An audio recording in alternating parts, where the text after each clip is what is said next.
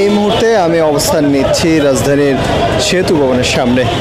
আপনারা জানেন যে গত বৃহস্পতিবার 18 তারিখ দুর্বৃত্তরা আগুন দেয় এবং সারা রাত আগুন জ্বলে সেই আগুন কিন্তু আসলে নিভাতে সক্ষম হয়নি এবং শুক্রবার ভোর 4টার সময় কিন্তু ফায়ার সার্ভিসের সাহায্যে কিন্তু আসলে আগুন নিভাতে সক্ষম হন এবং সেতু ভবনটি কিন্তু একেবারে বিধ্বস্ত অবস্থায় আছে এবং আমরা কিন্তু দেখতে পাচ্ছি যে সেতু ভবনে যে গ্লাসগুলো রয়েছে সেই গ্লাসগুলো আসলে এই দুর্বৃত্তরা যারা হামলা করে তারা আসলে সেতু ভবনের ইট পাটকেল ছোড়ার কারণে কিন্তু আসলে এই গ্লাসগুলো আসলে সেভাবে রয়েছে। সেতু ভবনের যে সরকারি কর্মকর্তাদের যে যাতায়াতের জন্য বিভিন্ন ধরনের কিন্তু আসলে গাড়ি ব্যবহার করা হয় সেই গাড়ি কিন্তু আসলে গাড়িগুলো কিন্তু একেবারে বিধ্বস্ত অবস্থায় রয়েছে এবং সেতু ভবনের যে কর্মচারী বৃন্দর যারা রয়েছেন তারা এই গাড়ি দিয়ে কিন্তু আসলে যাতায়াত করেন। এগুলো সবকটি গাড়ি কিন্তু আসলে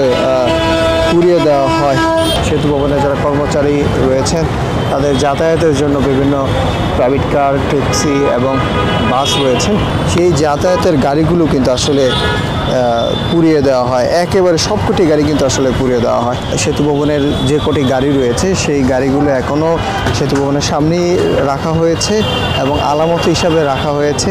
সেতু ভবনের যে ভিতরের যে অবস্থান রয়েছে সেই অবস্থানে কিন্তু আসলে একেবারে পুড়ে যায় সব কিছুই। আসলে ভবনের যেই অবস্থান রয়েছে সেখানে কিন্তু আসলে একেবারে পুড়ে যায় এবং বিকাল 4টা নাগাদ কিন্তু আসলে দুর্বৃত্তকারীরা তারা কিন্তু আগুন দেয় এবং আগুন দেওয়ার সাথে সাথে কিন্তু আসলে প্রাচীরের সেতু ভবনের যে প্রাচীরের মধ্যেই কিন্তু আসলে দ্রুত আগুন ছড়িয়ে পড়ে।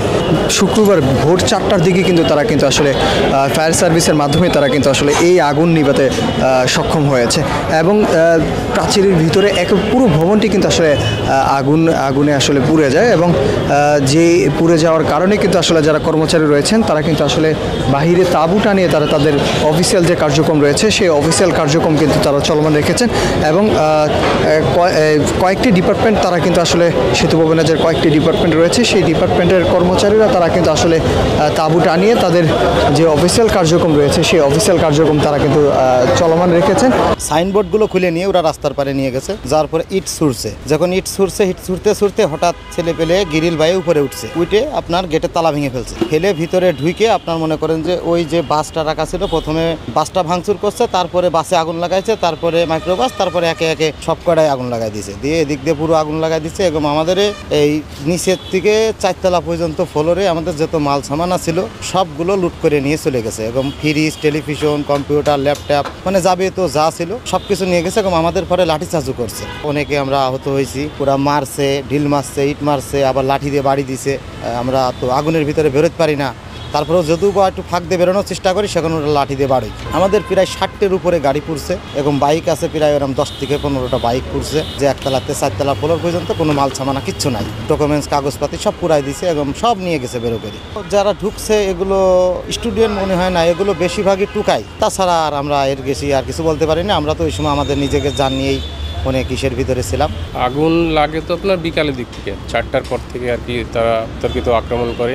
প্রথমে লাঠিসোঁটা নিয়ে এসে সব কিছু ভাঙচুর করে। ভাঙচুরের এক পর্যায়ে যখন ভাঙচুর শেষ তখন কিছু আবার মশাল নিয়ে আসে, মশাল বা দেখা যাচ্ছে যে অনেকে লিকুইড কিছু জ্বালানি নিয়ে আসছে। এখন কী জ্বালানি নিয়ে আসছে এটা তো বলা মুশকিল, যেগুলো ভাঙতে পারছে সেগুলোর মধ্যে আগুন জ্বালায় দিচ্ছে আর কি। এখানে বিভিন্ন বয়সের লোকজন আছে, মানে ইয়াং জেনারেশন। এখন কারা শিক্ষার্থী কারা এর তো কোনো আইডেন্টিটি নাই। অনেকেই কথাবার্তা যাদের উশৃঙ্খল তাদের তো আসলে বলা যায় না যে এরা শিক্ষার্থী। আহতের সংখ্যাটা এখনও অ্যাকচুয়ালি বলা মুশকিল, তবে আমাদের একজন মানে ইঞ্জিনিয়ার উনি পায়ে ভালো রকম ইঞ্জুরি হয়েছে, ওনার 11টা সেলাই লেগেছে। লুটপাট হয়েছে অনেক কিছু, যে সকল ফ্লোরে তারা উঠতে পারেছে সে সকল ফ্লোরে সব জায়গাতেই বিভিন্ন রকমভাবে লুটপাট করেছে। হঠাৎ করে হাজার হানির লোকের মতন চলে আসে, এই আওয়ামী লীগের দালালেরা বাইর, এই কথা বলা।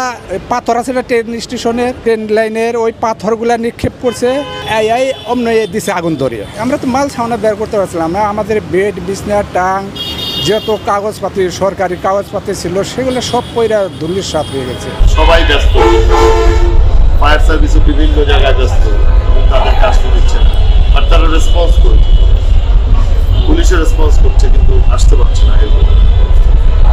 আমরা সব জায়গায় জানাইছি, ফাইনালি আর কি 10:30 এসছে, তারপরে আপনাদের এখানে আগুন শেষ করছে। করেছে, আপনি দেখতে পেয়েছেন গতকাল এবং আজকে আমরা ট্যাঙ্ক করে আমরা ভবনে পিডাব্লিউডি ভিজিট করেছে। তারা এখন তাদের ক্যালকুলেশন করছে যে ওয়েদার এইটা নিরাপদ নাকি অনিরাপদ, বা মেরামতযোগ্য নাকি অমেরামতযোগ্য ইত্যাদি ইত্যাদি। এখন তাদের রিপোর্টটা আমাদের ডেস্কো রিপোর্ট আমাদের, যারা ইলেকট্রিক্যাল সিস্টেম ফায়ার ফাইটিংয়ের রিপোর্ট আমাদের ফায়ার সার্ভিস, ইনাদের রিপোর্টের পরে আমরা সিদ্ধান্ত নেব।